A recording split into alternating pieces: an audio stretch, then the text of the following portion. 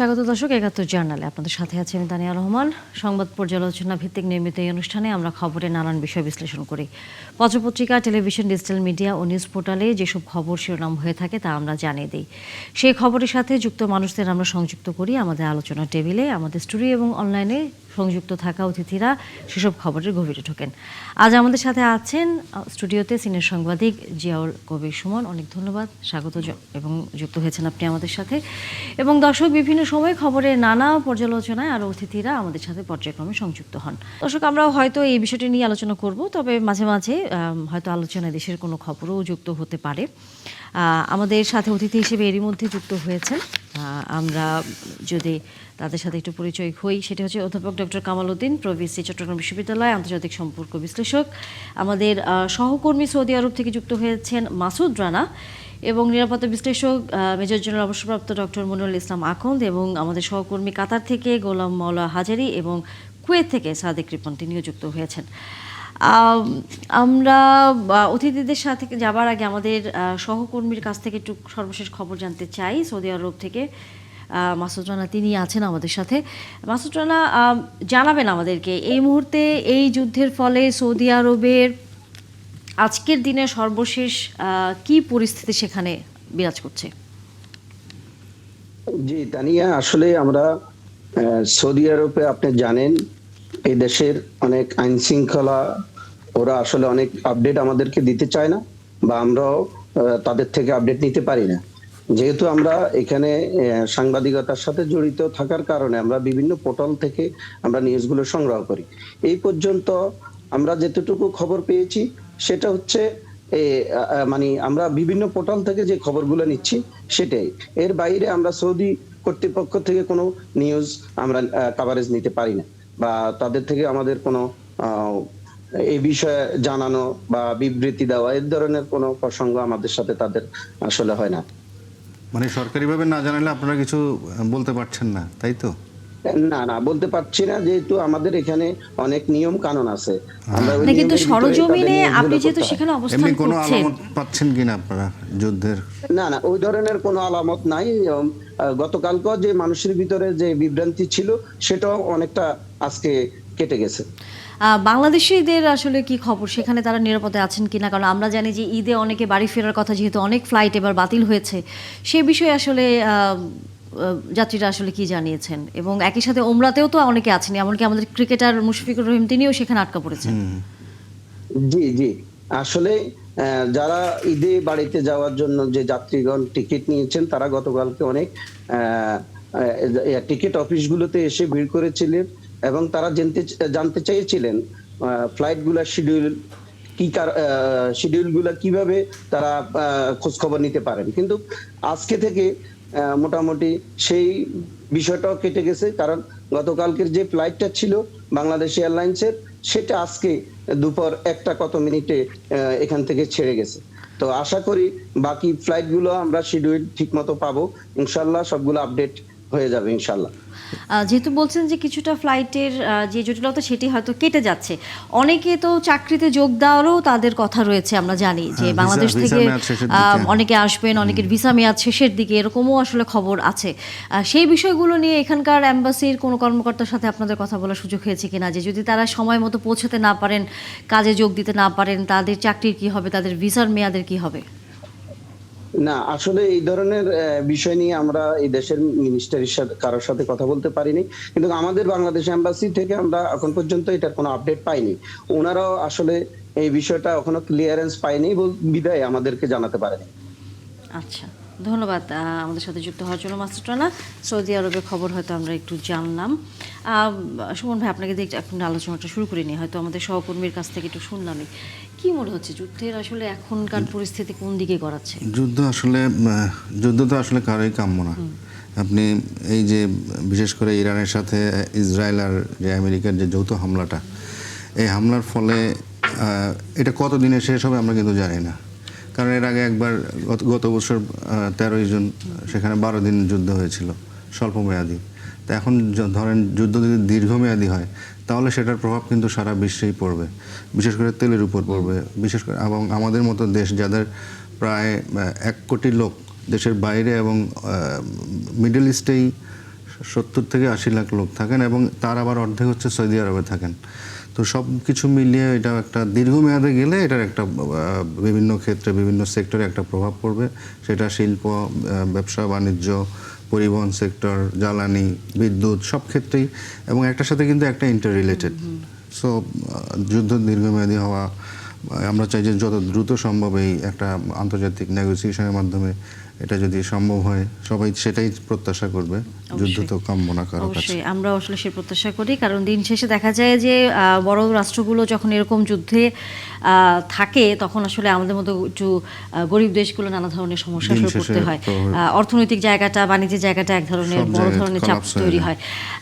যুক্ত আছেন আমাদের সাথে অধ্যাপক ডক্টর কামাল উদ্দিন। আপনার কাছে একটু আসতে চাই, সেটি হচ্ছে যে খামেনি নিহত হয়েছেন, আজকে বলা যায় পুরোপুরি এটি গতকাল এক ধরনের গুজব ছিল, ইসরায়েলি গণমাধ্যম বলেছে মারা গেছে, ইরানি গণমাধ্যম পররাষ্ট্রমন্ত্রী বলেছে না যায়নি, কিন্তু আজকে মোটামুটি এটা একদমই পরিষ্কার যে আয়াতুল্লাহ আলী খামেনি এখন আর বেঁচে নেই এবং তিনি তার মেয়ে, তিনি তার নাতি সহ আসলে ইন্তেকাল করেছেন। এখন আসলে ইরানের জন্য এই যুদ্ধে কতটা শক্ত অবস্থানে থাকা আপনার কাছে মনে হয়, বা কেমন এখন ইরানের যুদ্ধের আসলে প্যাটার্ন পরিবর্তন করবার কোনো অবস্থা তৈরি হয় কিনা? আসলে দেখুন, মার্কিন যুক্তরাষ্ট্র এবং ইসরায়েলের মৌলিক টার্গেট ছিল তারা, আমার সহমত আগে এটাকে যুদ্ধকে আমরা হঠাৎ যুদ্ধ বলতে পারছি না, এটি হচ্ছে একটা যুদ্ধের কন্টিনিউশন। যে গত বছরের যে যুদ্ধটা ছিল সেটি অল্প সময়ের জন্য আলোচনার জন্য যুদ্ধ বিরতি হয়েছে, কিন্তু যে মার্কিন যুক্তরাষ্ট্র এবং ইসরায়েল যে মৌলিকভাবে যে ইরানের যে নেতৃত্ব, যে তাদের যে মুসলিম, তাদের যে লিডার, ওনাকে টার্গেট করেই তো কিন্তু তাদের এই যুদ্ধ। তো সেই জন্য এটি মার্কিন যুক্তরাষ্ট্রের দিক থেকে তারা সফল বলা যেতে পারে, কিন্তু ইরানের জন্য এটা একটা গ্রেট লস আমি মনে করি। কারণ খোমেনি যেরকম আনকম্প্রোমাইজিং লিডারশিপ ছিল, মার্কিন যুক্তরাষ্ট্র যে নেগোসিয়েশন করতে চায়নি সেরকম নয়। ইসরায়েল মধ্যস্থতার মাধ্যমে কিন্তু কাতারও ভূমিকা পালন করেছিল বিভিন্ন সময়, আমরা দেখেছি। কিন্তু সেই ক্ষেত্রে ইসরায়েলের প্রশ্নে এবং তাদের পারমাণবিক বোমা এবং মিসাইল তৈরির ক্ষেত্রে কিন্তু খোমেনি এবং ওনার প্রশাসন কিন্তু তারা কখনো পিছপা হয়নি। সেই জন্য মার্কিন যুক্তরাষ্ট্র খোমেনিকে টার্গেট করে এবং সেই সাথে ওনার নিরাপত্তার সাথে জড়িত এবং ওনার সিকিউরিটি এর সাথে যারা হাই অফিসিয়াল ছিল তাদেরকে টার্গেট করে এবং পুরো পরিবারকে টার্গেট করে একটা নেতৃত্ব শূন্য ইরান তৈরি করবার জন্য মার্কিন যুক্তরাষ্ট্র কিন্তু এই ধরনের বিমান হামলা করে। এখন প্রশ্ন হচ্ছে যে এটার পরিস্থিতিটা কোন দিকে যাবে বা এটার কনসিকুয়েন্সটা কি হবে ইরানের ক্ষেত্রে। ইরানের জনগণের মধ্যে কিন্তু একটা বিভক্তি তৈরি করবার জন্য মার্কিন যুক্তরাষ্ট্র দীর্ঘদিন ধরে চেষ্টা করেছে, একটা আন্দোলনও কিন্তু হচ্ছে, একটা অপোজিশনও সেখানে তৈরি হচ্ছে, কিন্তু প্রশ্ন হচ্ছে সে অপোজিশনের মাত্রাটা কতটুকু। আমার যে অভিজ্ঞতা বা আমি যেটি দেখেছি বা আমরা ইন্টারন্যাশনাল রিলেশনের ইয়ে থেকে যেটা দেখি, যে এখনো খোমেনির প্রশাসন বা খোমেনির প্রতি শ্রদ্ধাবোধ এবং রাষ্ট্রের যে ইরানের যে ঐক্য, সে ঐক্যের ক্ষেত্রে 80%-এরও বেশি লোক এখনো খোমেনি প্রশাসনকে তারা সাপোর্ট দিয়ে যাচ্ছে। তো সেই জন্য তাদের যারা ইসলামিক লিডার, ওনাদের তারা এইভাবে ইসলামিক রিপাবলিক গুলো যেগুলো থাকে সেগুলো কিন্তু পরবর্তী লিডারশিপও তারা চয়েস করার ক্ষেত্রে কিন্তু চিন্তা করে না। আপনারা দেখেছেন যে খোমেনির মৃত্যু স্বীকার করবার পরপরই ওনারা কিন্তু ইন্টারিম তাদের লিডার কিন্তু চয়েস করে ফেলছেন। এখন এটির কনসিকুয়েন্স কি, তাকে লিডার চয়েস করেছেন সেটা হয়তো ওনাদের ইন্টারনাল চিন্তা থাকতে পারে যুদ্ধটাকে ওনারা কোন দিকে নিবেন, সেই জন্য এমন একজনকে চয়েস করেছেন তিনি কিন্তু পরমাণু বিজ্ঞানী এবং খোমেনির একেবারে খুব কাছের মানুষ ছিলেন, যার সাথে কিন্তু মার্কিন যুক্তরাষ্ট্র একটা আলোচনার টেবিলে যাওয়ার মতো এই ধরনের একটা পরিস্থিতি আছে। সেই জন্য আজকে আপনারা পত্রপত্রিকায় দেখবেন, আপনিও নিজেই বলেছিলেন যে আজকে ট্রাম্প প্রশাসন আলোচনা করতে রাজি হয়েছে। তো সেই জন্য যে আমরা ইরানকে পুরো মুসলিম বিশ্ব থেকে বা পৃথিবী থেকে বিচ্ছিন্ন রাষ্ট্র হিসেবে দেখলে এই যুদ্ধকে আমরা ভুল করব। আমাদের যে এই যুদ্ধে তাদের প্রাথমিক টার্গেট ফুলফিল হয়েছে এবং আপনি দেখেন মার্কিন যুক্তরাষ্ট্র যখন আলোচনা করে তখন ইরানের পারমাণবিক বোমা তারা উৎপাদন করতে পারবে না, সেটার শর্তের সাথে সাথে নতুন শর্ত জড়িয়ে দেয় যে তারা মিসাইল বা ক্ষেপণাস্ত্র তারা উৎপাদন করতে পারবে না। তো সেই ক্ষেত্রে একটা রাষ্ট্রের সিকিউরিটি কিভাবে চলবে, ইন্টারনাল সিকিউরিটি কিভাবে চলবে, তাদের ন্যাশনাল ইন্টারেস্টটা কি, তাদের শত্রু কি মিত্র কি, ওটা তো ওই রাষ্ট্র বিবেচনা করবে। তো যেটি আমি বলতে চাচ্ছি সেটি হচ্ছে যে এই যুদ্ধ যদি প্রলং হয়, দীর্ঘসূত্রিতা হয়, সেটি আপনার পৃথিবী ব্যাপী এটার এই মুহূর্তে আমাদের সহকর্মী গোলাম মাওলা হাজারি কাতার থেকে যুক্ত হয়েছেন এবং সাদেক রিপন কুয়েত থেকে যুক্ত হয়েছেন এবং একই সাথে যুক্ত হয়েছেন মেজর জেনারেল অবসরপ্রাপ্ত ডক্টর মনিরুল ইসলাম আখল, নিরাপত্তা বিশ্লেষক। আপনাদের তিনজনকে স্বাগত জানাচ্ছি এবং ধন্যবাদ সময় দিয়েছেন। আমরা একটু গোলাম মাওলা হাজারি আপনার কাছ থেকে একটু সর্বশেষ খবর জানতে চাই কাতারের। একই সাথে একটি প্রশ্ন আসলে না করে থাকা যাচ্ছে না, সেটি হচ্ছে আপনি আয়াতুল্লাহ আলী খামেনির সম্ভবত একই সাথে আপনার দেখা করবার সৌভাগ্য হয়েছে। এটি তো সকল মানুষের পক্ষে সম্ভব হয় না, আপনার হয়তো তাকে কাছ থেকে কথা বলার দেখবার সুযোগ হয়েছে। আমরা সেই একটু অভিজ্ঞতাটা আসলে আপনার কাছ থেকে একটু শুনে আসতে চাই, সেই গল্পটা।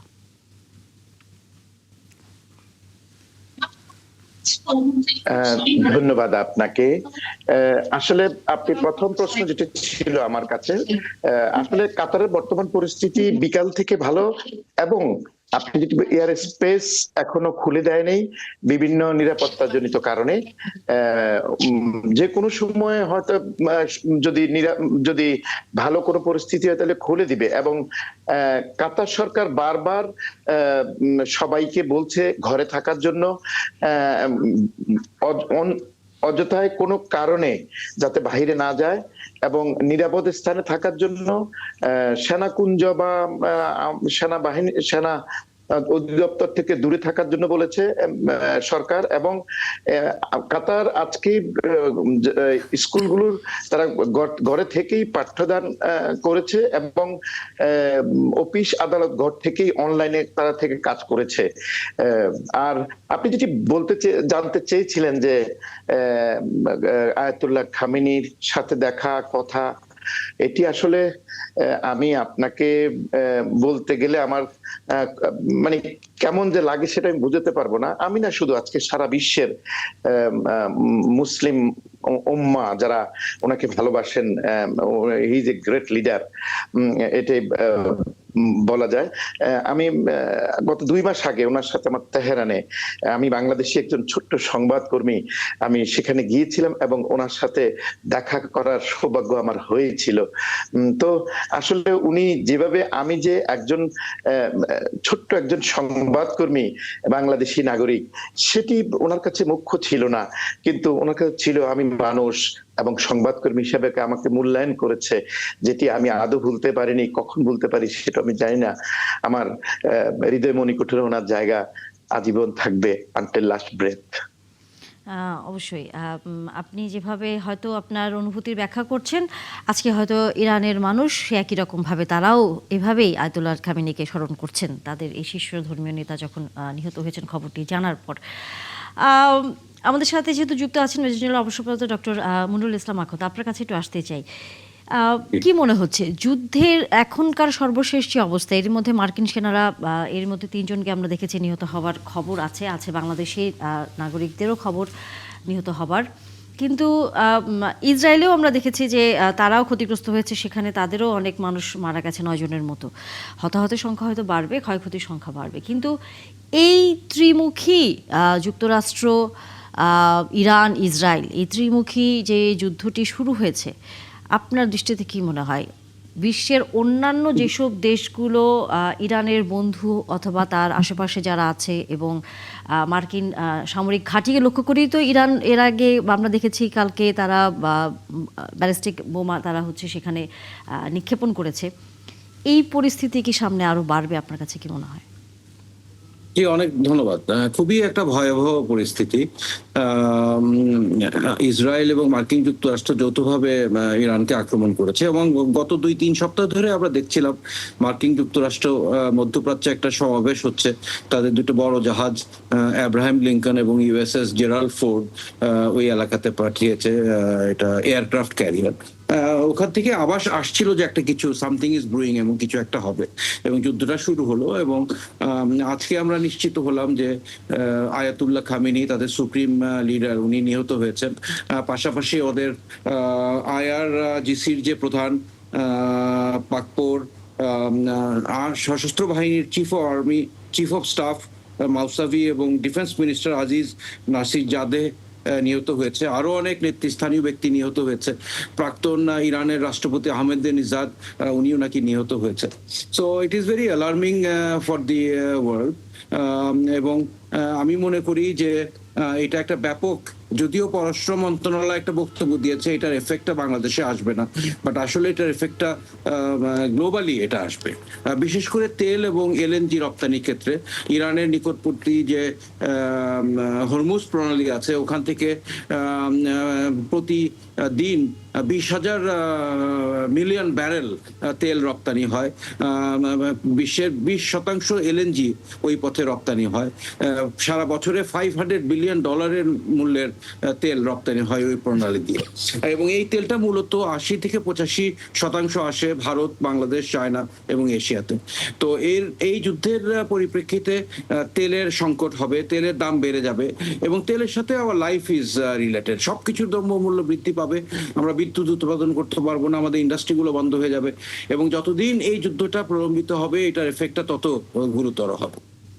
সো আমরা দেখলাম যে ইসরায়েলে কিছু হতাহত হয়েছে, 8 জন না কয়জন, মার্কিন 3 জন সৈনিক নিহত হয়েছে, বাট ইরানে এটার ক্ষয়ক্ষতিটা সবচেয়ে বেশি। একটা স্কুলে প্রায় শতাধিক ছাত্রী নিহত হয়েছে, লিডারশিপে একটা বিশাল অংশ নিহত হয়েছে। এবং যদিও দ্রুত গতিতে ইরান তাদের ইন্টারিম একটা কাউন্সিল তৈরি করেছে, তাদের they have a nice system. Supreme leader হচ্ছে ইরানের সবচেয়ে শক্তিমান এবং পাওয়ারফুল ম্যান, উনার অবস্থান হচ্ছে নাম্বার 1 এবং রাষ্ট্রপতি বা প্রেসিডেন্ট হচ্ছে 2nd। এবং এই সুপ্রিম লিডার আন্ডারে উনি হচ্ছে সশস্ত্র বাহিনীর কমান্ডার, এবং সরকারের যে 3টা ডিভিশন, এক্সিকিউটিভ, লেজিসলেটিভ এবং জুডিশিয়ারি, 3টারই প্রধান সুপ্রিম লিডার। তো ইরান খুব দ্রুত গতিতে আয়াতুল্লাহ আরাফি নামে একজনকে ইন্টারিম সুপ্রিম লিডার হিসেবে নির্বাচন করেছে। দে হ্যাভ এ সিস্টেম।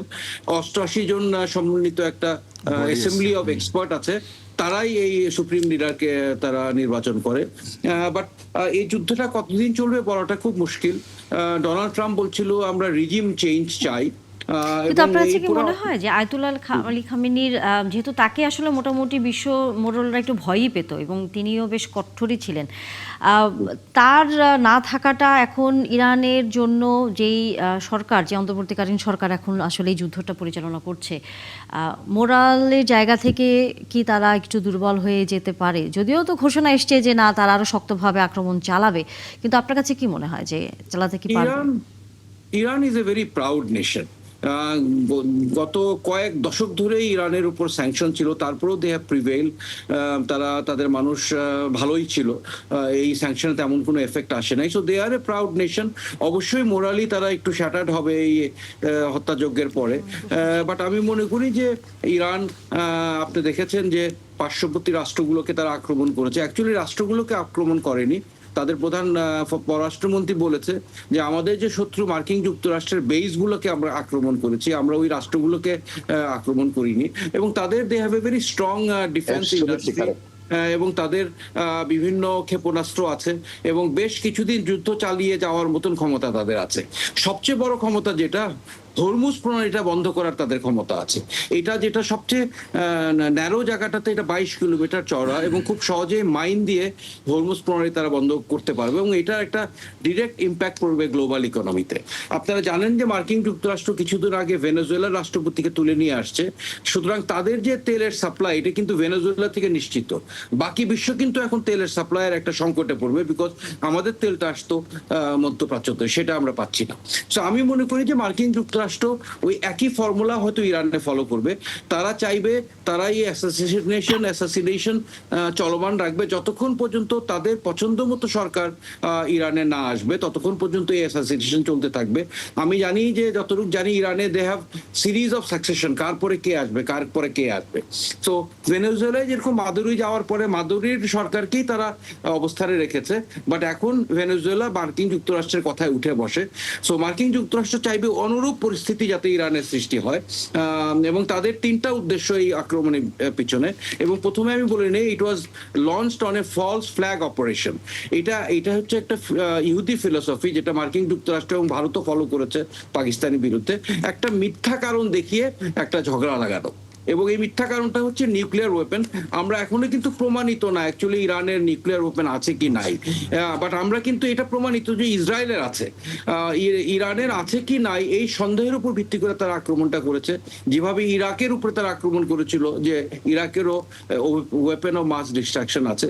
সো এটা ফলস প্লির উপরে তারা এই আক্রমণটা করেছে যেটা কোনোভাবে। এবং তাদের 3টা কারণ, একটা হচ্ছে ইসরায়েলের নিরাপত্তা নিশ্চিত করা, দ্বিতীয় হচ্ছে ইরানের যে তেল এবং গ্যাসের যে সমাহার, they have the 4th largest oil reserve and the highest gas reserve in the world, এটার উপরে কর্তৃত্ব আনা। এবং তৃতীয়টা যেটা অত্যন্ত গুরুত্বপূর্ণ, মধ্যপ্রাচ্যে মার্কিন যুক্তরাষ্ট্রের সমরাস্ত্রের একটা মার্কেট ওপেন করা।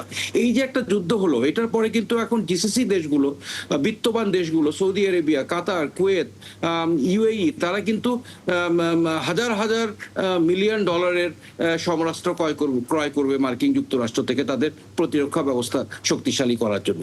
সো সার্বিকভাবে কিন্তু it is a victory for USA, and I must say that it was a most coordinated operation. তারা ভেনেজুয়েলা এবং ইরানে যে অপারেশনটা করেছে, এর থেকে সাকসেসফুল অপারেশন আমার মনে হয় পৃথিবীর কেউ করতে পারবে না। আলোচনা আমরা একটু আরো চলবে। আমাদের অতিথির মনে প্রশ্ন আছেন কামাল উদ্দিনের কাছে। তারা তো যেহেতু নেতাদের টার্গেট করেই তো তারা আক্রমণ করছেন বা তাদেরকে ধ্বংস করছেন, তো সেক্ষেত্রে ধরেন আলী খামেনি সহ আরও যারা সিনিয়র সামরিক অফিসাররা নিহত হয়েছেন, এবং এরপরে ট্রাম্পের যেই আলোচনায় বসার যে ইঙ্গিত, সেটা কিভাবে দেখছেন? এটা কি তারা সহজে রাজি হবে? ধন্যবাদ। আপনি একটা গুরুত্বপূর্ণ পয়েন্ট কিন্তু এখানে উপস্থাপন করেছেন। তার আগে আমি ধন্যবাদ জানাতে চাই আমার একটু আগে যিনি সহ আলোচক ছিলেন, তিনি কিন্তু খুব টু দা পয়েন্টে অনেক গুরুত্বপূর্ণ পয়েন্টগুলো সেখানে বিশ্লেষণ করেছেন। আসলে দেখুন যে মার্কিন যুক্তরাষ্ট্রে ডোনাল্ড ট্রাম্পের কথাটা যদি সত্য হয়ে থাকে, তাদের পক্ষ থেকে ওনারা তো জানিয়ে দিয়েছেন যে তারা আলোচনা করবে, কিন্তু ইরানের যে সিস্টেম, সেই সিস্টেমে এত তাড়াতাড়ি মার্কিন যুক্তরাষ্ট্রের সাথে আলোচনা করা, যেখানে ইরান 40 দিন তারা শোক ডিক্লেয়ার করেছে, রাষ্ট্রীয় শোক, সাথে সাথে একদিকে শোক, অন্যদিকে তারা যুদ্ধ করছে। যে ইরানের তারা গ্রেট লিডার, যা ইরান যেটার জন্য গর্ব করতো, তাদের যে গার্ডিয়ান ক্লাস, যেটা সুপ্রিম লিডার, এবং আয়াতুল্লাহ আল খামেনির মাধ্যমে তাদের পুরো ইরানকে ইরান হিসেবে, আধুনিক ইরান হিসেবে প্রতিষ্ঠা করার পেছনে যার অবদান, তার রক্তের সাথে বেমানি করে এত তাড়াতাড়ি যে আলোচনায় আসবে, এটি কিন্তু ইরানের সাধারণ মানুষ হয়তো মেনে নিবে না। সেই জন্য যে আলোচনাটার ক্ষেত্রে তো আরো অনেক কিছু থাকে, যে আলোচনাটার লেভেলটা কোথায়, যে যেভাবে ইরানকে একেবারে ধ্বংস করে ইরানের তেল নিয়ে যাওয়া এবং ইসরায়েলকে প্রতিষ্ঠা করা, এবং মধ্যপ্রাচ্যের যে একটা শক্তিধর, যে একটা মার্কিন যুক্তরাষ্ট্রের যে একটা সরাসরি যে শত্রু, যারা মার্কিন যুক্তরাষ্ট্রের নেতৃত্ব মানে না, এই নেতৃত্ব না মানা ইরান প্রতিষ্ঠা করার যদি কোনো প্রস্তাব আসে, তাহলে তো আলোচনা হবে না। হয়তো আলোচনাটা এরকম হতে পারে যে যেহেতু মার্কিন যুক্তরাষ্ট্র, আমার সহ আলোচক একটু আগে বললেন যে তাদের যে পরবর্তী অর্থনৈতিক শক্তিশালী করবার জন্য যুদ্ধ লাগিয়ে মধ্যপ্রাচ্যের দেশগুলোর কাছে অস্ত্র বিক্রি করা, নিজেদের তেল মজুদ রাখা, অন্য দেশের অর্থনীতিকে সেখানে কাপ ধরানো, ছিঁড় ধরানো, এবং সেখানে কিন্তু রাশিয়া আছে, চায়নার একটা বড় বাজার কিন্তু ওয়ার্ল্ডে আছে, সেটা এই যে হরমুজ প্রণালী দিয়ে যে তেল আসে, সেটি শুধু বাংলাদেশ সেটা গ্রহণ করে না, চায়না সহ অন্যান্য দেশগুলো এদিকে গ্রহণ। তো সেই জন্য এই পুরো জায়গাটাতে মার্কিন সুপ্রিমেসি তৈরি করবার জন্য যদি এই যুদ্ধ হয়ে থাকে, অল্টারনেটিভলি সেখানে এই বিষয়গুলো আগে কিভাবে আলোচনায় আসতেছে সেগুলোকে মাথায় রেখে কিন্তু পরবর্তী আলোচনা হতে পারে। তো সেই জন্য আমরা শুধু একটা লেন্সকে, মার্কিন যুক্তরাষ্ট্রের লেন্সকে যদি ইরানের যুদ্ধকে দেখি, বা ইসরায়েলের লেন্সকে যদি ইরানের যুদ্ধটাকে দেখি, ইরানের এই হামলাকে দেখি, তাহলে হয়তো আমাদের অ্যানালাইসিসটা একপাক্ষিক হয়ে যেতে পারে। সেখানে কিন্তু মিডল ইস্টেরও একটা লেন্স আছে, এবং চায়না, রাশিয়া বা আদার ওয়ার্ল্ডেরও একটা লেন্স আছে। তো সেগুলোকে আমরা, সেই বিষয়গুলো সূক্ষ্ম হতে পারে, কিন্তু যুদ্ধের জন্য অনেক ছোট বিষয়ও কিন্তু বড় হয়ে দাঁড়ায়। মার্কিন যুক্তরাষ্ট্র হয়তো মনে করছে যে তাদের প্রাথমিক বিজয় হয়েছে, আয়াতুল্লাহ আল খামেনি আমি মনে করি যে শাহাদাত বরণ করেছেন, তাকে এই পবিত্র রমজান মাসে হত্যা করা হয়েছে, এবং অতর্কিত হামলার মাধ্যমে হত্যা করা হয়েছে। কিন্তু মার্কিন যুক্তরাষ্ট্রের ইতিহাস যদি আমরা বিবেচনা করি, বিশ্লেষণ করি, আপনারা মার্কিন যুক্তরাষ্ট্র অনেক ক্ষুদ্র ক্ষুদ্র যুদ্ধও কিন্তু হেরেছে। আর ইরানের এই জায়গা থেকে একেবারে পরিপূর্ণ বিজয় লাভ করে আলোচনা করে সমাধান করার সে প্রেক্ষাপট আমি দেখছি না। সেখানে মার্কিন যুক্তরাষ্ট্র কিন্তু এই যুদ্ধটা মার্কিন যুক্তরাষ্ট্রের জন্য একটা ট্র্যাপ হতে পারে এবং এটার লং টার্ম একটা কনসিকুয়েন্সেস এখানে থাকে। চীন রাশিয়ার ভূমিকাকে কিভাবে দেখছেন? তারা কি অবজারভারের ভূমিকা পালন করছে এখনো, না তারা আরো লং টার্ম আরো কিছুদিন দেখবে তারপরে তারা, নাকি ডায়ালগের মধ্যেই থাকবে যে এটা করা যাবে না, এটা অনৈতিক? শুধু এখানে শুধু রাশিয়া নয়, এখানে রাশিয়ার যে এখনকার পর্যন্ত যে ভূমিকাটা সেটা আপনি সঠিকই বলেছেন যে এটা আমরা জোরালো ভূমিকা এখনো দেখিনি। চায়নাও তাদের কনসার্ন জানিয়েছে, জাতিসংঘ, এগুলো হচ্ছে যে খুবই লাইট ভূমিকা। কিন্তু তারা যে এই ক্ষেত্রে যে তারা শক্তিশালী যে অবস্থান সেটি এখনো আমরা বুঝতে পারিনি।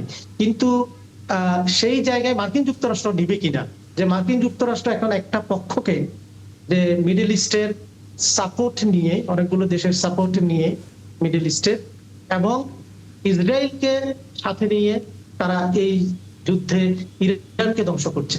কিন্তু সে তার অপোনেন্টে চায়না, রাশিয়া সহ সবাইকে একেবারে অপোনেন্টে নিয়ে যুদ্ধে লাগবে কিনা সে ব্যাপারে একটা সন্দেহ আছে। তো সেই জন্য হয়তো এই পরিস্থিতিটা তারা দেখছে, অবজার্ভ করছে, কারণ সময় খুবই কম। এই অল্প সময়ে আপনার রাশিয়ার মতো একটি দেশ, শক্তিশালী দেশ, ডাইরেক্টলি তারা ইনভলভ হয়ে যাবে এবং শক্তিশালী অবস্থান নিবে, এটি কিন্তু যে কোনো যুদ্ধ বা আমরা যদি ওয়ার অ্যানালাইসিস করি এটা তাৎক্ষণিক প্রতিক্রিয়া আসে না। কারণ তারা পোলারিটির দৃষ্টিকোণ থেকে রাশিয়াও তো একটা পোল, চায়নাও একটা পোল, তারা সরাসরি মার্কিন যুক্তরাষ্ট্রের সাথে ইরানের ইস্যুতে এত তাড়াতাড়ি তারা তাদের ইন্টারেস্ট শো করবে কিনা বা এবং ইনভলভমেন্টও তারা আসলে রাখবে না। আছেন আপনি আমাদের সাথে, আমাদের সহকর্মী সাদেক রিপন আছেন কুয়েত থেকে, আমরা একটু তার কাছ থেকেও সেখানকার একটু খবর শুনে আসতে চাই। সাদেক রিপন, কুয়েতের আজকের দিনের কি অবস্থা, বাংলাদেশিরা সেখানে কেমন আছেন, এবং আমরা অন্যান্য সৌদি আরব এবং কাতারের যেরকম খবর আসলে শুনছিলাম যে সেখানে ফ্লাইটগুলো হয়তো স্বাভাবিক করার একটা প্রক্রিয়ার মধ্যে আছে তারা, কুয়েতের কি অবস্থা? আনমিউট করে নেবেন।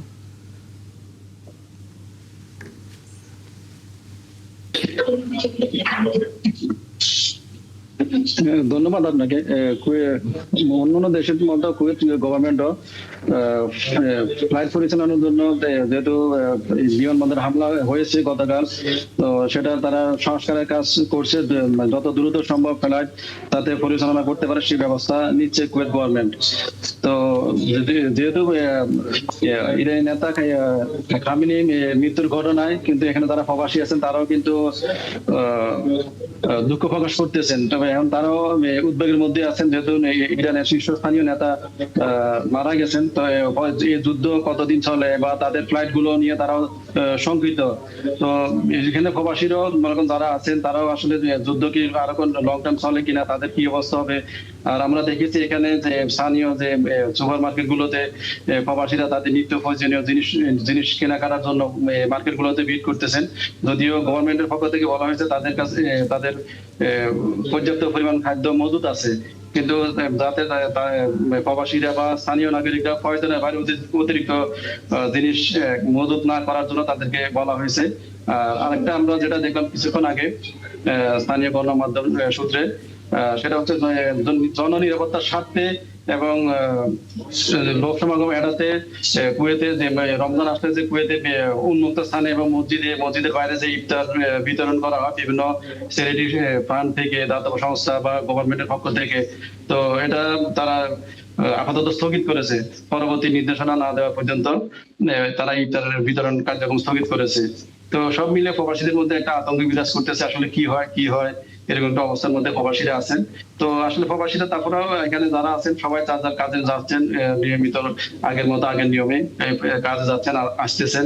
তবে শুধু এখানে একটা জিনিস পরিবর্তন হয়েছে, কুয়েতের যে সরকারি সেক্টর গুলোতে আছে ওই সেক্টর গুলোতে আগামীকাল থেকে 30% জনবল কাজ করবেন। তারা জনবল কমিয়েছে, জনবল 30% জনবল দিয়ে তারা দৈনন্দিন কাজ পরিচালনা করবেন।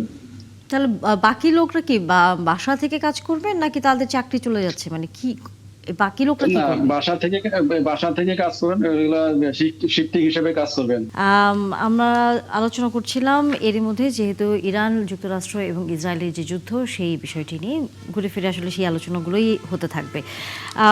জিয়াউল কবির সুমন, আপনার মধ্যে প্রশ্ন আছে আমাদের একজন না, অতিথির কাছে।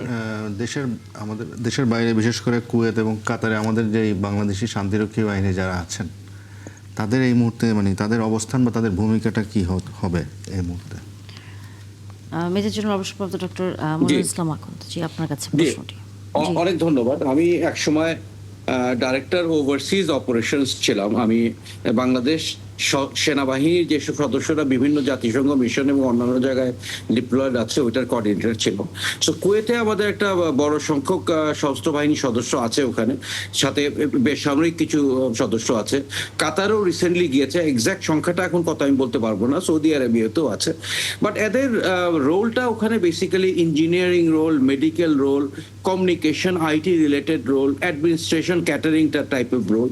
এবং ওদের সাথে যে এই তিনটা দেশের সাথে যে আমাদের মেমোরান্ডাম অফ আন্ডারস্ট্যান্ডিং, ওখানে তাদের পক্ষে যুদ্ধ করার কোনো আন্ডারস্ট্যান্ডিং নাই। এবং আমি দেখেছি যে এই গত 2 দিন ইরান যেসব টার্গেটগুলোকে আক্রমণ করছে, এগুলো মূলত হচ্ছে আমেরিকান বেস। এবং আমেরিকান বেসগুলোতে কিন্তু এখন আমেরিকানরা নাই। যদিও 3 জন নিহত হয়েছে, তারা সবাই এখন বেসগুলো ছেড়ে হোটেলে অবস্থান করছে। এবং ইরানের এলিগেশন হচ্ছে তারা হিউম্যান শিল্ড হিসেবে হোটেলগুলোতে অবস্থান করছে, যাতে ইরান তাদের আক্রমণ করতে না পারে। সো আমি মনে করি যে আমাদের সশস্ত্র বাহিনীর ক্যাম্পগুলা will not be a target of Iran. এখানে আমাদের টেনশন করার কিছু নাই। তারা সাপোর্টিভ ভূমিকায় আছেন, তাই তো? জি, সাপোর্ট মানে যুদ্ধ করার সাপোর্ট না, তাদের দেশ চালানোর বিভিন্ন অ্যাক্টিভিটি। কুয়েতে এরকম ডিমাইনিং একটা বড় ইঞ্জিনিয়ারিং এলিমেন্ট আছে, তারা এখনো ডিমাইনিং করছে, মেডিকেল ইত্যাদি ইত্যাদি। সো আমি সশস্ত্র বাহিনী থেকে আমি বেশি ওরিড অ্যাবাউট আমাদের এক্সপ্যাট্রিয়েট যারা লক্ষ লক্ষ বাংলাদেশি এইসব দেশগুলোতে কাজ করে, millions and millions of dollar revenues ওখান থেকে আসে, তাদের নিরাপত্তা নিয়ে আমি বেশি চিন্তিত। আমাদের সরকারেরও একটা উদ্যোগ নেওয়া উচিত। পরিস্থিতি যদি আরো খারাপ হয়, সেই পরিস্থিতিতে আমাদের বাংলাদেশিদের আমরা কিভাবে বাংলাদেশে ফেরত আনতে পারবো, এবং আনার পরে বাংলাদেশের ইকোনমি, অর্থনীতির কি অবস্থা হবে।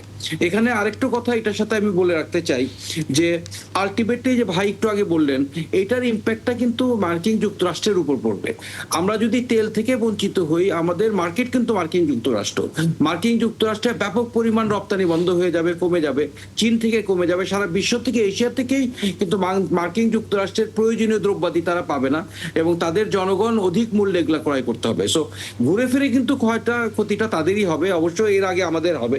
সো এরকম একটা পরিস্থিতিতে আমি মনে করি যে আমি খুবই হতাশ। রাশিয়া নাকি একটা বক্তব্য দিয়েছে, চায়না এখনো কোনো বক্তব্য দেয় নাই। ঐতিহাসিকভাবে ইরানের যে 2টা মিত্র দেশ, তারা আরো শক্ত অবস্থান নিতে পারতো, এখনো নেয়নি। তারা শুধু অনৈতিক বলেছেন, অনৈতিক। জি, এবং আমরা রাশিয়া শুধু বলেছে, বাট আরো স্ট্রঙ্গার স্টেটমেন্ট হয়তো প্রয়োজন ছিল। এবং ওআইসি এবং ইসলামিক দেশগুলো তো একেবারেই বিভক্ত, এবং এটা is the success of the western world and Israel two divide the Muslim countries. এই শিয়া এবং সুন্নি বিভক্তির মাধ্যমে তারা এই ব্যাপক একটা বিভক্তি তৈরি করে রেখেছে। এবং আমরা দেখেছি যে পৃথিবীতে সবচেয়ে বেশি সংখ্যক শিয়া ইরানে, দ্বিতীয় বৃহত্তম জনসংখ্যা হচ্ছে পাকিস্তানে, প্রায় 17 মিলিয়ন। ওখানেও গন্ডগোল হচ্ছে। মার্কিন যুক্তরাষ্ট্রের এমবেসি করাচিতে তারা আক্রমণ করেছিল, 8-9 জন পাকিস্তানি নিহত হয়েছে। ইরাকেও সমস্যা হচ্ছে। সো ইরানিরা আমার মনে হয় দে আর ভেরি ইউনাইটেড। এবং আপনি যদি টিভি চ্যানেলগুলো দেখেন, তারা সত্যিকার অর্থে যে শোক প্রকাশ করছে, একদম মনের থেকে যে কান্না, এই আয়াতুল্লাহ খামিনি তাদের সুপ্রিম লিডারের জন্য। আমরা যেটা বেগম খালেদা জিয়ার মৃত্যুর পর বাংলাদেশিদের মধ্যে যে আন্তরিক শোক আমি দেখেছি, এই অনুরূপ শোক আমি ইরানে দেখতে পাচ্ছি। এবং আমি মনে করি ইরান এবং ভেনেজুয়েলা টোটালি ডিফারেন্ট 2টা কেস, এবং ইরানিদের টেম করাটা এত সহজ হয়তো মার্কিন যুক্তরাষ্ট্রের হবে না, সেটা আমার অ্যানালাইসিস। সেক্ষেত্রে স্থানীয় লোকজনের কতটুকু সমর্থন তারা কতদিন পাবেন এই বর্তমান যে সরকার আছেন সেখানে? দেখেন, ইরান তো গত 4 দশক ধরেই স্যাংশনের উপরে ছিল, তারপরে তো তাদের মধ্যে বিভক্তি ছিল না। তো এখন কিছু কিছু একটা ছোট গ্রুপ, কিছু মাইনরিটি আছে। বাট আপনাকে মনে রাখতে হবে যে what is better for the globe. একটা স্টেবল ইরান নাকি একটা বিভক্ত ইরান? আমরা সিরিয়াতে যে বিভক্তি দেখেছিলাম বাশার আল আসাদের সময়, তখন সন্ত্রাসীরা আইএস স্টেট নামে ফ্রান্সের থেকে বড় একটা রাষ্ট্র তারা স্বাধীন করে ফেলেছিল এবং ওখান থেকে বিশ্বের বিভিন্ন জায়গায় তারা সন্ত্রাস রপ্তানি করত। সো আমি মনে করি ইন দি লং রান মার্কিন যুক্তরাষ্ট্র এবং পাশ্চাত্য দুনিয়া এবং আমরা সবাই চাইবো একটা স্টেবল ইরান। ইরানের মধ্যে যদি বিভিন্ন মাইনরিটি গ্রুপ, বিভিন্ন বিভক্তি হয়, ওখানে যদি একটা সিভিলিয়ান ওয়ার লাগে এবং একটা বিভক্তি হয়, তখন কিন্তু এই সন্ত্রাসী কার্যকলাপ আমার মনে হয় বিশ্বে আরো বেড়ে যাবে। So A stable Iran will always be better for the globe. এটা ইন দি লং রান যখন এই শোক শেষ হবে এবং এই যে তারা মার্কিন ডোনাল্ড ট্রাম্প এখন আলোচনা আসতে যাচ্ছে, আলোচনায় কিন্তু ইরান অনেক আগে থেকে আসতে যাচ্ছে। ইরান কিন্তু বারে বারে এই যুদ্ধ শুরু হওয়ার আগেই বলছিল যে আমরা বসতে চাই, আলোচনা করতে চাই, নিশ্চয়ই একটা সমাধান আসবে। তারপরেও তারা এই আক্রমণটা করলো, তাদের এই নেতাদের তারা খুন করলো, এখন তারা আলোচনার কথা বলছে। তো আমার মনে হয় না এই শোক শেষ হওয়ার আগে এই আলোচনায় তারা বসতে রাজি হবে, বিকজ ইরান এখন একটা ফেস সেভিং একটা ব্যাপার হয়ে আসছে। তারা যে আঘাত খেয়েছে এই আঘাতের প্রতি শোধ তারা নেওয়াটাই স্বাভাবিক। এবং তারা এবং একই সাথে একটু জানতে চাই অধ্যাপক ডক্টর কামাল উদ্দিন আপনার কাছে, সেটা হচ্ছে এই ট্রাম্পের প্রসঙ্গ যখন আসলো আমরা দেখেছি আলোচনার কথা বা আলোচনায় বসেছিল কাতার এই ইরানের সাথে মার্কিন যুক্তরাষ্ট্র, ইসরায়েল একই সাথে, কিন্তু এই আলোচনার মধ্যেই যখন এই হামলাটি শুরু হলো এবং ডোনাল্ড ট্রাম্প তার প্রথম বক্তব্যে যখন এই হামলার কথা বললেন যে ইসরায়েলের সাথে তারা সহযোগী হিসেবে, কারণ প্রথমে তারা স্বীকার করেনি, পরে বলেছে যে সহযোগী হিসেবে তারা হচ্ছে এই যুদ্ধে তারা আছে, এবং ইরানের সাধারণ মানুষকে হচ্ছে সরকার পরিবর্তনের একটি অবস্থান তৈরি করার একটি কথা তারা বলেছেন। আপনার কাছে কি মনে হয় যে ইরানের মানুষকে কি সহজেই, কারণ উদাহরণটা আসলে এসছে এভাবে, এর আগে যেই হামলা হয়েছে আমরা দেখেছি ইরানের ছাত্রদের সাথে হচ্ছে সরকারের যেই দ্বন্দ্ব, যে সংঘাত, জেনজির কথা বারবার বলা হয়, এই একই রকম প্যাটার্নে তো ইরানেও এক ধরনের হচ্ছে সংঘাতের ঘটনা আমরা দেখেছি, মানুষও মারা গেছে। সেটাকে অনেকটা পুঁজি করে ট্রাম্প কিন্তু বলেছেন যে এখন সাধারণ মানুষই, জনগণই সিদ্ধান্ত নেবে ইরানের সামনের সরকার কেমন হবে। ধন্যবাদ। আসলে সেই ধরনের পরিস্থিতি ইরানে নাই। ডোনাল্ড ট্রাম্প হয়তো ভালো করে জানেন যে জেন জি কিন্তু আয়াতুল্লাহ আল খামেনির পক্ষেই ছিলেন। আমি আমার প্রথম আলোচনায় আমি বলেছি যে প্রায় 80% জনগণ যারা স্বতঃস্ফূর্তভাবে অংশগ্রহণ করে তারা কিন্তু আয়াতুল্লাহ খামেনি এবং ওনার সিস্টেমের প্রতি তাদের কি আছে, আস্থা আছে।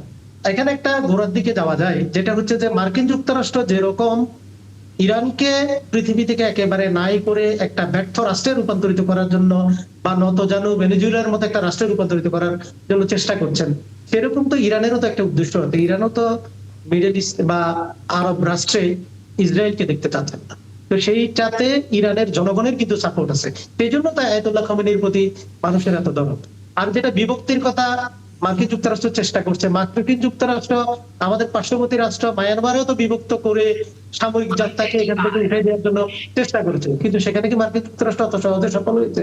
এটি তো একটা লম্বা সময় প্রক্রিয়া।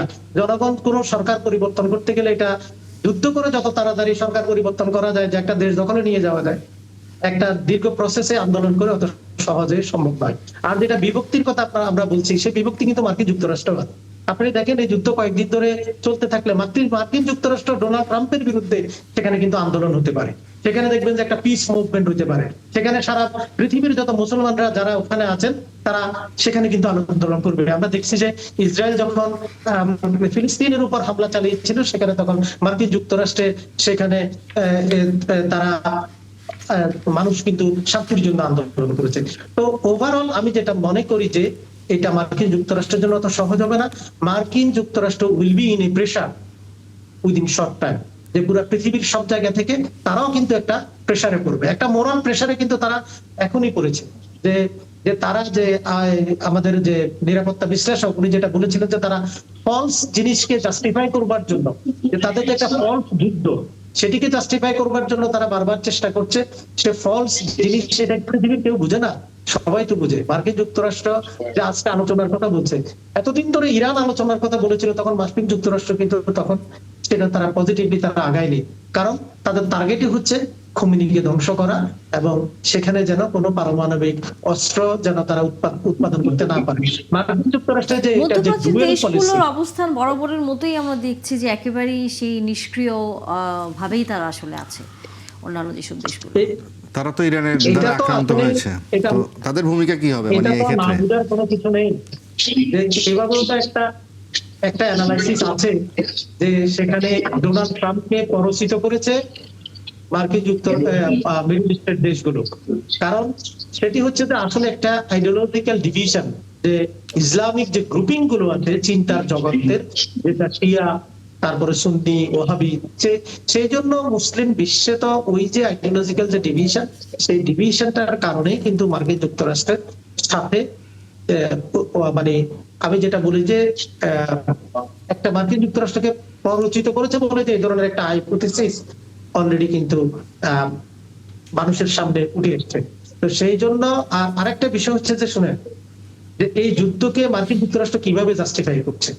এই যুদ্ধকে জাস্টিফাই করতে কারণ মিডল ইস্টের একটা বড় ধরনের সাপোর্ট আছে বিধায় তো জাস্টিফাই করার তারা সুযোগ পেয়েছে, এবং ইরানকে একটি সন্ত্রাসী রাষ্ট্র হিসেবে পৃথিবীতে উপস্থাপন করবার চেষ্টা করেছে। আপনারা দেখেন যে ইরাককে যখন তারা হামলা করে তখন সাদ্দাম হোসেনকে সন্ত্রাসী লিডার হিসেবে তারা আখ্যায়িত করে সাদ্দাম হোসেনকে তাদের কারাগারে নিয়ে এবং ঈদের দিন সাদ্দামকে ফাঁসি দিয়েছিল। আজকে রমজানের দিন, কিন্তু যখন যেটা সংযম মুসলিম বিশ্ব যখন অন্যরকম চিন্তা করছে সেই সময় কিন্তু মার্কিন যুক্তরাষ্ট্র এই ধরনের হামলা করলো, সেখানে কোনো প্রতিক্রিয়া নাই। কারণ হচ্ছে Iran is not only threat for United states of America, Israel, but middle eastern দেশগুলো মনে করে Iran is threat for them. সেই জন্য তারা একইভাবে এই যুদ্ধকে জাস্টিফাই করবার চেষ্টা করছেন। তবে that would not be very easy to justify this false war, কারণ পৃথিবীতে ফলস ওয়ারকে জাস্টিফাই করা theoretically and practically that would be very অবশ্যই। গোলাম মোল্লা হাজারী, আপনি আছেন আমাদের সাথে। আমরা তো দেখেছি এই আলোচনা করবার জন্য তো নানাভাবে আমরা দেখেছি যে কাতার সহ এই মধ্যপ্রাচ্যের দেশগুলোতে তো বৈঠক করবার আগ্রহ প্রকাশ করেছিল ইরান, এবং একই সাথে হচ্ছে মার্কিন যুক্তরাষ্ট্র তখন রাজি হয়নি, এবং আমরা দেখেছি যে 2 সপ্তাহ আগেও আবার আলোচনা করবার একটি প্রস্তুতি তারা নিয়েছিল। যেহেতু আপনি আছেন কাতারে, কাতারের সেখানকার সরকারের বক্তব্য আসলে কি? এই আলোচনার মধ্যে যে হামলাটি শুরু হয়েছে তাদের আসলে অবস্থান শেষ পর্যন্ত কি আপনার দৃষ্টি থেকে কি মনে হচ্ছে? ধন্যবাদ। আসলে আমাদের বিশ্লেষকরা খুব সুন্দর সুন্দর কথা বলেছেন। এই মানে আমি আজকে 2 দিনের মধ্যে আজকেই একেবারে ভালো আলাপগুলো শুনেছি। সেটি হচ্ছে, আপনি জানেন যে গ্রামের একটা কথা আছে যে বিচার মানি তাল গাছ আমার। সো বিচার মানি তাল গাছ আমার। কাতার কিন্তু আপনি জানেন বরাবরই যে কোনো সমস্যা তারা মধ্যস্থতা করে, সবসময় তারা শান্তির পক্ষে আছে। সব আপনি দেখেন, এই যেখানেই আপনার লেবানন বলেন, লিবিয়া বলেন, যেখানে কোনো সমস্যা হচ্ছে কাতার আগে সাহায্যের হাত বাড়িয়ে দিয়েছে। আফগানিস্তানের ব্যাপারে দেখেন, তারা সাহায্যের হাত বাড়িয়ে দিয়েছে, মধ্যস্থতা করেছে, কিন্তু চেষ্টা করেছিল, কিন্তু না, চেষ্টাতে কোনো সুফল আসে নাই। আর আমি বেশি কিছু বিশ্লেষণ করতে যাব না। আপনারা জানেন যে মধ্যপ্রাচ্যের আইন অনেক কঠিন। আমাকে আমার যতটুকু বাউন্ডারি সেটা নিয়ে কথা বলতে হবে। তবে চেষ্টা করেছিল, কাতার সবসময় চেষ্টা করে মধ্যস্থতা করতে, এবং এই ব্যাপারটা তো করেছিল, কিন্তু হয়নি। এরই মধ্যেই তো আপনার আক্রমণ হয়ে গেল। কাতার সরকার কোনো বিবৃতি কি দিয়েছে যখন সামরিক ঘাঁটিতে আক্রমণ করলো ইরানের ক্ষেপণাস্ত্রগুলো, সেইগুলো নিয়ে তখন কোনো প্রতিক্রিয়া কি দেখা গেছে, নাকি তখনও নির্লিপ্ত একটা অবস্থানে তারা ছিল? না, আসলে আপনি দেখেন এখানকার যে পররাষ্ট্র মন্ত্রী ছিল, তিনি কাতারের যে ইরানের রাষ্ট্রদূত, ওনাকে ডেকে এনে ওনাকে নিন্দা জানিয়েছেন। এবং আর একটা কথা যেটা আমি আপনাকে বলি, কাতার সবসময় নমনীয় ভাব থাকে। আপনি দেখেন ইউএন এর 51 ক্লজ যেটা আছে, সেটাতে আছে কোন দেশ যদি কোন দেশকে আক্রমণ করতে পারবে, কিন্তু কাতার করছে না। আগ থেকেই কিছুক্ষণ আগে বিশ্লেষণের বলেছিল যে ইরানের পররাষ্ট্রমন্ত্রী বলেছে যে আমাদের বন্ধু দেশ যারা আছে পার্শ্ববর্তী যারা আমাদের তাদের প্রতি আমাদের তাদের ন্যাশনের প্রতি আমাদের কোনো ক্ষোভ বা কোনো কিছু নাই, আমরা তাদের সাথে যুদ্ধ করছি না, আমরা শুধু যেখানে এয়ারবেস আছে সেখানেই আমরা আক্রমণ করছি, আমরা তাদের প্রতি কোনো কিছু নাই আসলে। আচ্ছা, জিয়াউল কবির সুমন, আমার একটা প্রশ্ন হচ্ছে এর কাছে প্রফেসর কামালউদ্দিন, বর্তমান বাস্তবতায় নতুন সরকার, আমাদের যে নতুন সরকার আছেন তাদের পররাষ্ট্রনীতি কেমন হবে? একদিকে যুক্তরাষ্ট্র, অন্যদিকে মিডল ইস্ট, মানে সব মিলিয়ে মানে কেমন হওয়া উচিত? না, আমাদের পররাষ্ট্র নীতি কেমন হবে এটা বলতে গেলে আসলে আমাদের পররাষ্ট্র নীতির প্রিন্সিপাল সম্পর্কে আমাদের বলতে হয়। আমরা ধরে নিচ্ছি যে সকলের সাথে বন্ধুত্ব, কারোর সাথে শত্রুতা। এখানেই তো একটা গ্যাপ আছে আমাদের পররাষ্ট্র নীতির। আমরা সেই জায়গাটা কি স্বাধীনতার পর থেকে আজ পর্যন্ত ঠিক করে ফেলেছি, করতে পারছি? আমরা কে আমাদের শত্রু, কে আমাদের বন্ধু, সেটা তো এখন আইডেন্টিফাই করতে পারি নাই। আমরা কেন সরকারের সাথে পররাষ্ট্র নীতিকে এক করে ফেলি যে একটা সরকার নতুন আসবে, সবকিছু হবে, কিন্তু আমাদের এখন মতো পররাষ্ট্রনীতি নতুন সরকার বলছে যে সবার আগে বাংলাদেশ, সেটি আমি আপনাকে বলি, আমি নতুন সরকারের কথা আমি বলছি, আমাদের তো একটা ফ্রেমওয়ার্ক লাগবে। আমি নতুন সরকারের প্রতি আমাদের প্রত্যাশা অনেক বেশি, যে একটা গণতান্ত্রিক প্রক্রিয়ায় আমাদের নতুন সরকার আসছে, যাকে পররাষ্ট্র মন্ত্রী দেয়া হয়েছে, ওনার অনেক অভিজ্ঞতাও আছে, এবং আমি মনে করি যে বাংলাদেশ এমন একটা জায়গায় এখন দাঁড়িয়েছে যে আমাদের পররাষ্ট্রনীতির জায়গাটা অনেক শক্ত হওয়া উচিত। আমার প্রথম প্রত্যাশা হচ্ছে যে আমাদের পররাষ্ট্র নীতির ফ্রেমওয়ার্কটা সঠিকভাবে দাঁড় করানো। আমাদের যে এই জাতি আমাদের ইন্টারেস্ট গুলোকে সূক্ষ্মভাবে অ্যানালাইসিস করে আমাদের সেই ইন্টারেস্টটাকে কোন জায়গায় আমরা অ্যাচিভ করব সেটিকে আমরা দেখব। আমাদের একটা রাষ্ট্র হিসেবে বাংলাদেশের একটা স্ট্র্যাটেজিক পয়েন্টে কিন্তু আমরা আছি। সেই জন্য আমরা কাউকে আমাদের শত্রু হিসেবে আইডেন্টিফাই করা আমাদের উচিত হবে না। আমাদের উচিত হচ্ছে যে আমি 40 মিনিট সময় চাচ্ছি, 40 সেকেন্ড সময় চাচ্ছি। আমি একটু আমাদের পররাষ্ট্র নীতি সম্পর্কে আমি একটু বলতে চাই, আমাকে একটু সুযোগ দেন যদি প্লিজ। আচ্ছা, জি জি, কামালউদ্দিন উনি ওর বক্তব্যটা শেষ করলে মনে হয় আমরা আপনার কথাটাও শুনবো, আপনি সময় পাবেন।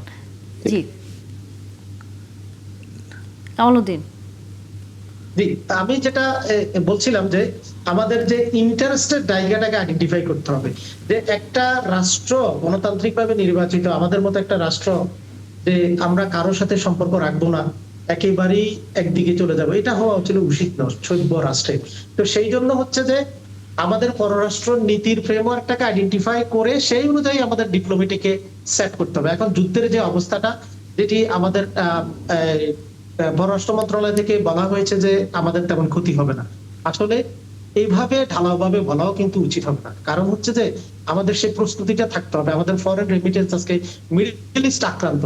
আপনারা যতই যেটা বলেন না কেন, আমাদের মিডল ইস্ট থেকে যারা এখানে আজকের এই আলোচনায় অংশগ্রহণ করেছেন, ওনারা অনেক তথ্য এখানে উপস্থাপন করেছেন, কিন্তু আমাদের আত্মীয় স্বজন, আমাদের পরিচিত অনেকেই তো মিডল ইস্টে আছে, তাদের পরিবারগুলো কিন্তু আমাদের সাথে যোগাযোগ করে, তাদের কি অবস্থা তারা জানে, ওই পরিবারগুলোর লেভেল কিরকম সেটা আমাদেরকে বুঝতে হবে। আজকে দেখবেন তো অনেকের পরিবারে ঘুমও নেই, তাদের পরিবারের অশান্তি আছে, সেটাও তো আমাদের পররাষ্ট্র নীতির একটা জায়গা আমি মনে করি।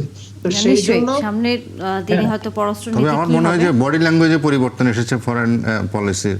কারণ আগে আমরা দেখতাম যে এভাবে বসে থাকে, আরেকজন পায়ের উপর পা তুলে, এখন ইন্টারিমের সময় দেখলাম যে দুজনের পা নিচে, আজকে দেখলাম যে বাংলাদেশের স্বরাষ্ট্রমন্ত্রী পায়ের উপর পা তুলেছে। তা এগুলো তো একটা ইঙ্গিত বহন করে, মানে বডি ল্যাঙ্গুয়েজটা আর কি। আমরা নিশ্চয় আলোচনা ফিরবো। হাজারি, আপনি যদি সর্বশেষ একটু কিছু বলতে চেয়েছিলেন। ধন্যবাদ আপনাকে। আমি যে আপনাদের বর্তমান সরকারের পররাষ্ট্রনীতি আসলে স্বার্থ সবাই চায়, তবে আমি যে এই দিকটা থেকে চিন্তা করি, আপনি দেখেন কাতারে বিভিন্ন পেশায় 4,20,000 বাংলাদেশি কাজ করছে বর্তমানে, আর এখান থেকে অনেক বড় একটা রেমিটেন্স বাংলাদেশে যাচ্ছে। এবং আপনি দেখেন বেগম জিয়া যখন অসুস্থ হন, ওনার জন্য এই কাতারি প্রথম এয়ার অ্যাম্বুলেন্স দিয়েছিলেন, মানবতা দেখিয়েছিলেন।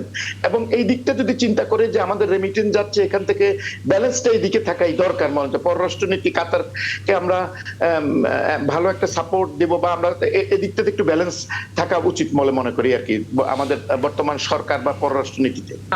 আমি এখানে একটা পয়েন্ট না বললে নয়, আপনারা যদি আমাকে একটু যদি বা আমাদের যে বর্তমান যে সরকারের প্রতি আমাদের প্রত্যাশা থাকবে আমাদের পররাষ্ট্র নীতিটা আমরা নিজেরাই ঠিক করব। আমাদের পররাষ্ট্র নীতি যদি মার্কিন যুক্তরাষ্ট্র ঠিক করে দেয়, আমাদের পররাষ্ট্র নীতি যদি ইন্ডিয়া বা চায়না ঠিক করে দেয়, তাহলে আমি মনে করি যে আমরা আবার ভুল করি। তো সেই জন্য আমাদের চোখে, আমাদের ইন্টারেস্টে আমাদের পররাষ্ট্র নীতি ঠিক করে আমরা কাজ করা উচিত। আমরা একটু আলোচনা করতে চাই, একেবারে শেষের দিকে আমরা চলে এসেছি। সেটি হচ্ছে যে জিয়াউল কবির সুমন, আপনার কাছে যদি একটু আলোচনা। না, সেটা হচ্ছে যে কোনো মানে একটা যুদ্ধের সময় বা যখন যুদ্ধ লাগে সেটা আশেপাশে তো এটার প্রভাব পড়ে। তো এই যুদ্ধের মানে যদি লং টার্ম এটা প্রলং করে যদি, তাহলে বাংলাদেশের কি কি প্রস্তুতি প্রয়োজন, এটা আমি ডক্টর মইনুল আখন্দ সাহেবের কাছে জানতে চাচ্ছি। আমাদের প্রস্তুতিগুলো কি কি হতে পারে বা চ্যালেঞ্জগুলো কি কি হতে পারে এখন সরকারের জন্য? আমি কি এই ব্যাপার এটা জবাবটা দিতে পারি? জি, আপনাকে প্রশ্ন করা হয়েছে। জি জি জি, এটা নিয়ে আমাদের অনেক কিছুই করার আছে, বাট আমি একটা বিদ্যুৎ সেক্টরে আছি, একটা ইন্ডিপেন্ডেন্ট পাওয়ার প্রডিউসার একটা বড় কোম্পানির আমি ম্যানেজিং ডিরেক্টর। আজকে বিপিডিপি বাংলাদেশ পাওয়ার ডেভেলপমেন্ট বোর্ডে গিয়েছিলাম, গিয়ে দেখি ওখানে হুলস্থুল কাণ্ড, সবাই খুব ব্যস্ত। বিকজ বাংলাদেশের মাননীয় প্রধানমন্ত্রী জানতে চেয়েছেন যে আমাদের তেলের রিজার্ভ কতটুকু আছে। আমি যতটুকু শুনেছি আমাদের 1 মাসের সামান্যতম একটু বেশি আছে, এবং কঠোরভাবে নির্দেশ দিয়েছেন যে আমাদের অন্তত 3 মাসের রিজার্ভ থাকাটা আবশ্যক। এটা নিয়ে সবাই দৌড়াদৌড়ি করছে। তো I think we are running in the right direction সরকার, কারণ তেল এই যুদ্ধের একটা বড় এফেক্ট হবে যে হরমুজ প্রণালী দিয়ে তেল আসতে পারবে না, এবং সঠিক জায়গায় মাননীয় প্রধানমন্ত্রী নক করেছেন এবং একটা ব্যবস্থা নিচ্ছেন। আরো অনেক কিছু করণীয় আছে, এবং আমি মনে করি পররাষ্ট্র মন্ত্রণালয় যে বক্তব্যটা দিয়েছে ইটস ফাইন। আমি প্রফেসর সাহেবের সাথে আমি একমত যে আমাদের এখন নিউট্রাল থাকাটাই এখন বাঞ্ছনীয়। We must not take any side, because এখানে বড় বড় রাষ্ট্ররা কোনো পক্ষ নিয়ে কথা বলছে না। আমাদের জন্য মার্কিন যুক্তরাষ্ট্র একটা বড় মার্কেট, ইরানের সাথে আমাদের ঐতিহাসিক সম্পর্ক, মানবিক সম্পর্ক, দুইটা মনে রেখে আমাদের একটা নিউট্রাল অবস্থানে থাকতে হবে। এবং মার্কিন যুক্তরাষ্ট্রে কিন্তু আমি অনেক বছর ওখানে থেকেছি, ওখানে কিন্তু that is the land of the free, মানুষের আসলেও ফ্রিডম অফ স্পিচ আছে। ইসরায়েল যেভাবে ফিলিস্তিনকে আক্রমণ করেছিল, শিশু নারী হত্যা করেছিল, মার্কিন জনগণ কিন্তু এটা প্রতিবাদ করেছে। ইউরোপে যারা প্যালেস্টাইন বিরোধী ছিল তারাও রাস্তায় নেমেছে প্রতিবাদ করার জন্য। সুতরাং এই যুদ্ধটা ছিল ইসরায়েলের একটা ট্যাকটিক্যাল ভিক্টরি, বাট একটা স্ট্র্যাটেজিক ডিফিট। সো এখানে যদি, এবং এখনো কিন্তু আলোচনা হচ্ছে যে ডোনাল্ড ট্রাম্প এবং এই সরকার কংগ্রেশনাল অ্যাপ্রুভাল ছাড়া তারা ইরান আক্রমণ করেছে, ভেনেজুয়েলা আক্রমণ করেছে, এবং এক সময় কিন্তু তাদেরকে এটা জবাবদিহি করতে হবে।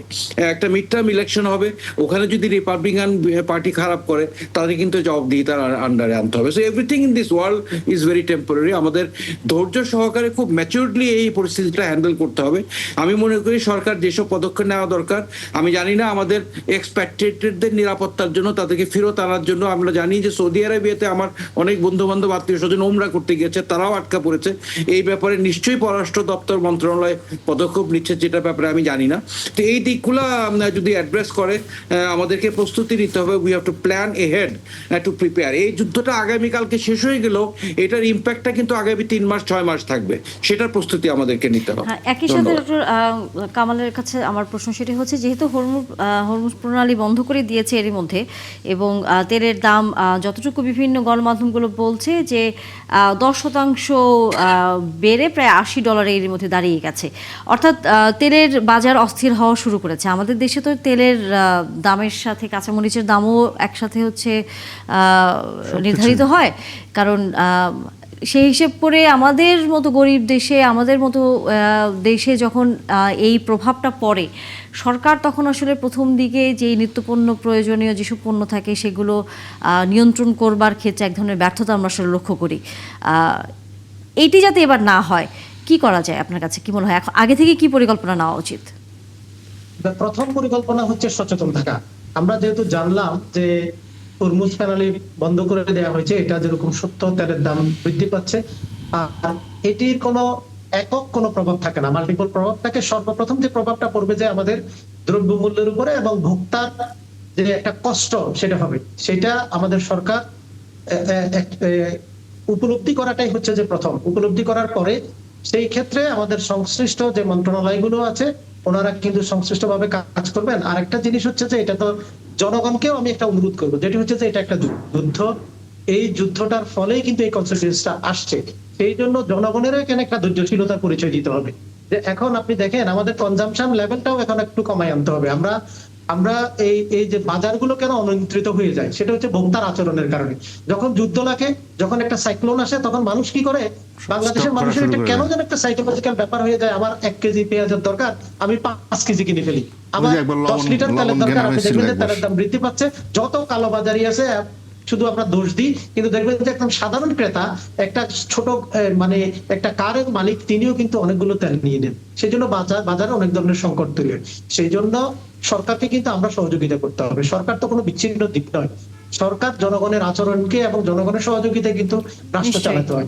যুদ্ধ হয়েছে, এটা বাস্তব। তেলের দাম বাড়বে, বাস্তব, এবং বাজার অস্থিতিশীল হবে, সেটাও বাস্তব। কিন্তু কিভাবে সেটা নিয়ন্ত্রণে রাখা যাবে, সহনীয় পর্যায়ে রাখা যাবে, সেই পরিকল্পনাটি আসলে নিতে হবে। আমি সরকারকে বিনীতভাবে অনুরোধ করব এটির উপর নজরদারি করার জন্য একটা কমিটি গঠন করা, এবং বাজারকে যেন অস্থিতিশীল করতে না পারে অন্য কোনো পক্ষ সেই দিকে কিন্তু নজর দেয়। জি জি, অবশ্যই। এবং এক্ষেত্রে গণমাধ্যমেরও দায়িত্বশীল ভূমিকা আমরা আশা করি, কারণ সামাজিক যোগাযোগ মাধ্যম এগুলো এই সময় নানান গুজব ছড়িয়ে অনেক বিশৃঙ্খল পরিবেশ তৈরি হতে পারে। সেক্ষেত্রে গণমাধ্যমকে দায়িত্বশীলতার পরিচয় দিতে হবে, এবং আমরা যেন কোনো কিছু হুজুগে যেন আমরা না পড়ে যাই, সেই বিষয়টিতে আমাদের সচেতন থাকতে হবে। অবশ্যই অবশ্যই। এবং গণমাধ্যমগুলো সঠিক তথ্য দিবে যাতে সাধারণ মানুষের মধ্যে কোনো ধরনের আতঙ্ক তৈরি না হয়। এবং আমাদের অতিথিরাও যেমনটা আসলে বলছিলেন যে সরকার এর মধ্যে যেন আসলে পরিকল্পনা তৈরি করে ফেলে যাতে সামনের দিনগুলোতে পরিস্থিতি কোনোভাবে নিয়ন্ত্রণের বাইরে না যায়। অনেক ধন্যবাদ আমাদের সাথে অতিথিরা যুক্ত হয়েছেন, এবং জিওল কবি শোভন, আপনাকেও ধন্যবাদ। আগামীতে আবারও কথা হবে। দর্শক, আপনারাও ছিলেন এতক্ষণ আমাদের সাথে, একাত্তর জার্নালে কথা হবে আবারও।